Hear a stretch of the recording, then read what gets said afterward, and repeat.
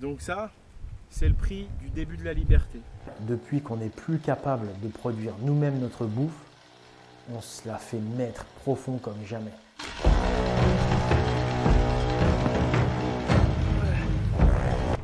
Arrête de te faire enfiler par l'État et enfile-le toi-même. D'accord? Plante-lui un arbre dans le fion, ça te fera du bien.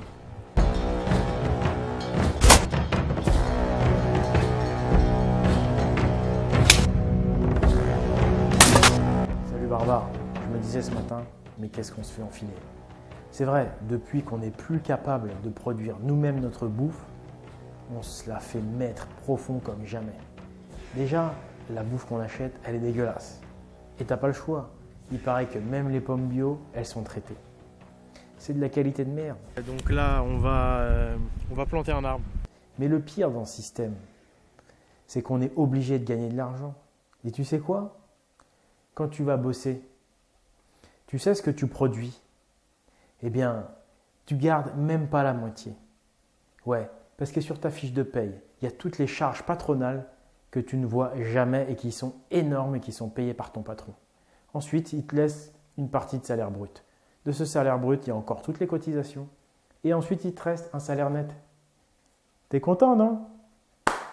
Eh ben non, il y a les impôts qui vont venir te sucer le sang. Les impôts sur le revenu.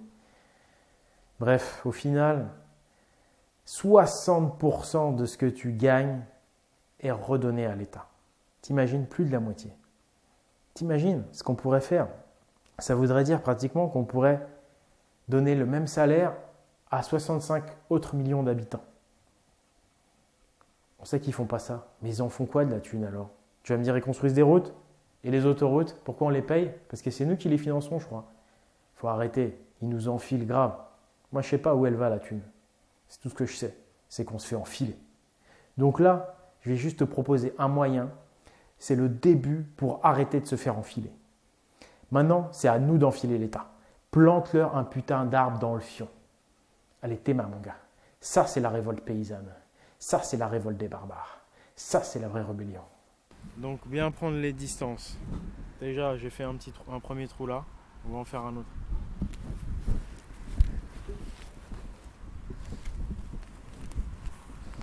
3 mètres. Voilà. 3 mètres entre chaque trou. Tu connais la différence entre ton studio et une cellule en tôle? C'est que tu payes un loyer pour pouvoir sortir quand tu veux. Si tu es dans un appartement F1 en ville, qu'est-ce que je peux te plaindre? Tu es obligé d'acheter leurs produits manufacturés. Même si tu prends du bio, ça reste de la merde par rapport aux carottes que je vais avoir dans mon jardin et par rapport à tout ce que tu pourrais faire toi-même. Merde. La vraie liberté, c'est l'indépendance. Et si tu veux être indépendant, il faut aller à la campagne. Le paysan, c'est le fermier polyvalent, celui qui est capable de faire son beurre, son lait, qui a ses bêtes, ses œufs, ses céréales. Il fait tout lui-même. Ça, c'est l'homme viril par excellence. Et c'est pour ça que ces enfoirés de l'État et du système leur ont fait la guerre en 1914. Ouais, mon pote, sais-tu que la Première Guerre mondiale, c'était avant tout une guerre contre la classe paysanne, la classe des hommes libres, des hommes véritablement insoumis, pas ces enfoirés de tchatcheurs qui sont dans les villes, qui nous font croire qu'il faut voter pour être insoumis. Fuck. La vraie liberté, c'est l'indépendance, c'est être capable d'avoir sa terre et de se nourrir par soi-même et d'en avoir rien à foutre de ce putain de système. Eh bien, en France, ça existait. C'était avant la Première Guerre mondiale. Et comment ils ont pu éradiquer ces gens-là? Tout simplement en provoquant une guerre. Les Allemands et les Français se sont entretués. Et sache que c'était essentiellement les paysans. Va voir dans les villages de nos campagnes, va voir les noms. Il y en a une quantité effroyable de gens qui se sont sacrifiés, de gens massacrés. Ce sont essentiellement des paysans. Parce que c'était eux qu'on visait, les hommes libres. On voulait les affaiblir au maximum. Pour tout contrôler, l'État avait besoin d'éradiquer les hommes libres, les paysans autonomes pour industrialiser l'agriculture et faire en sorte que maintenant un agriculteur ne fait plus qu'une seule chose, soit du maïs, soit du blé, soit des bêtes. Bref, mais il n'est plus indépendant et il est soumis à ces coopératives, bref, au lobby agroalimentaire. Tout cela a été possible, bien sûr, avec la complicité des journalistes, des médias qui ont galvanisé les gens avec des légendes et des mythes guerriers. Au début, les ouvriers ont été également au front, mais très vite, on leur a dit aux ouvriers « Revenez, revenez, on a besoin de vous dans les usines pour fabriquer les obus. » Mais en réalité, on avait surtout besoin de massacrer un maximum de paysans. Avant la Première Guerre mondiale, allez, il y avait peut-être 15 millions de paysans. Quand je dis paysans, c'est des fermiers autonomes. Ensuite, après cette guerre, il n'y en avait déjà plus que 7 millions. Et après la deuxième, c'était terminé. Ils avaient fait le ménage. Le vrai homme libre, c'est le paysan. Dis-le toi. Tu es dans ta cité, tu es je sais pas où, dans ton quartier, en région parisienne. Tu dis des insultes, des incivilités, tu te crois rebelle. T'es que dalle, mon gars. Tu es un putain de complice du système.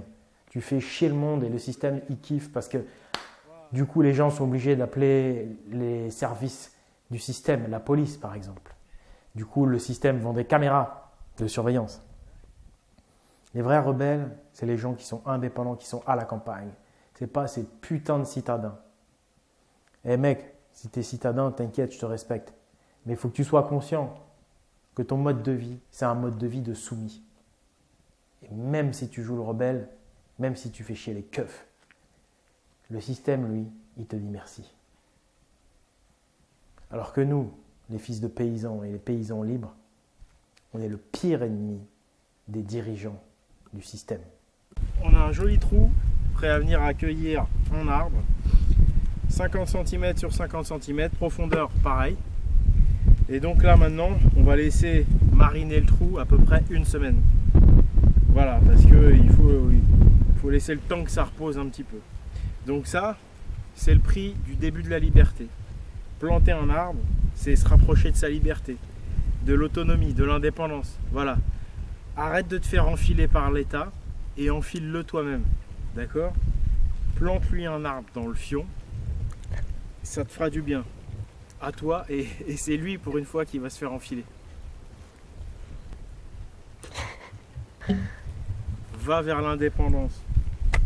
Une pelle, une bêche, tu fais des trous, tu plantes des arbres. Avec ça, tu achètes ta liberté. Dis-toi qu'un arbre, au départ, il va mettre peut-être quelques années avant de te donner des fruits. Mais ensuite, c'est toute ta vie qui va t'en donner, tous les étés. Donc là, on va le planter la semaine prochaine. On va attendre peut-être 5 ans avant qu'il nous donne des pommes. Mais derrière, c'est pendant 40, 50, 60 ans que je vais en avoir des pommes, jusqu'à ma mort. Tu comprends ? Ça n'a rien à voir avec tes courses à Carrefour. Ah bah oui, là, à Carrefour, tes pommes, tu les avoir direct. Mais attends, tes pommes, elles sont traitées chez Carrefour. C'est même pas des vraies pommes, elles sont pleines de produits. Elles préparent ta mort. Alors que là, on va avoir des vraies pommes et tu les auras gratuitement jusqu'à la fin de tes jours. Donc, vois un petit peu plus loin, fais des trous, plante des arbres, enfile le système au lieu que ce soit lui qui t'enfile. Et au final, c'est le meilleur des investissements. Tu auras des bons fruits gratuits jusqu'à la fin de tes jours. Le début de ta liberté. Parce qu'il faut sortir de ce système. C'est ça la vraie rébellion. C'est de sortir du système. C'est pas de dire il faut voter un tel ou un tel. Non. Trouve-toi une terre pour pas cher. Et même si c'est pas ta terre, il y a l'opération Fruits Invasion. C'est une super opération qui a été entreprise par un collègue. Je mettrai le lien en description à la fin de la vidéo.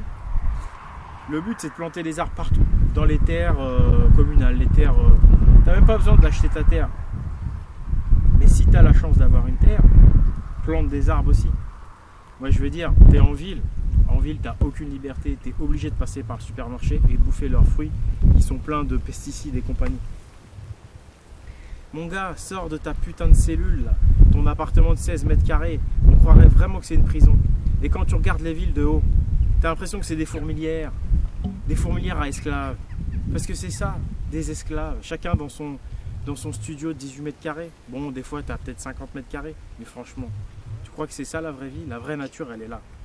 Il y a dans les campagnes des terrains qui sont pas chers. Sortez de votre confort. Ouais, là-bas, il y a un joli poney en plus.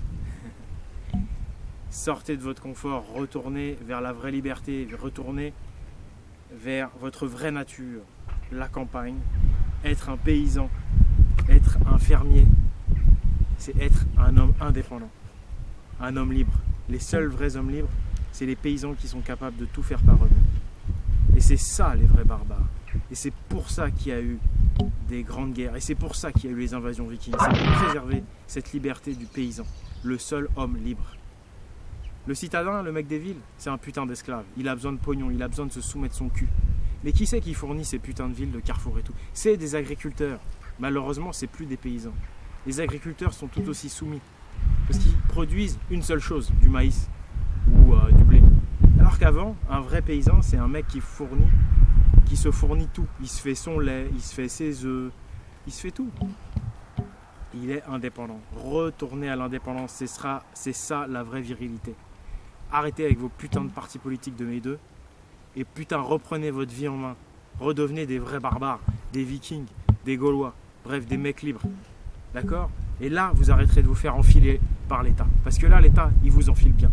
Il nous enfile bien. Donc le départ, c'est planter des arbres. La ferme, elle commence là. Et l'arbre, il n'y a rien de mieux. Ça marche automatique. Il va te donner des fruits jusqu'à la fin de tes jours. Donc, ok, tu les auras peut-être que dans 5 ans. Mais après, tu les auras jusqu'à la fin de tes jours. Donc le calcul, il est vite fait, mon pote. Tu veux enfiler l'État? Plante-lui un arbre dans le sol. Allez, ciao les barbares.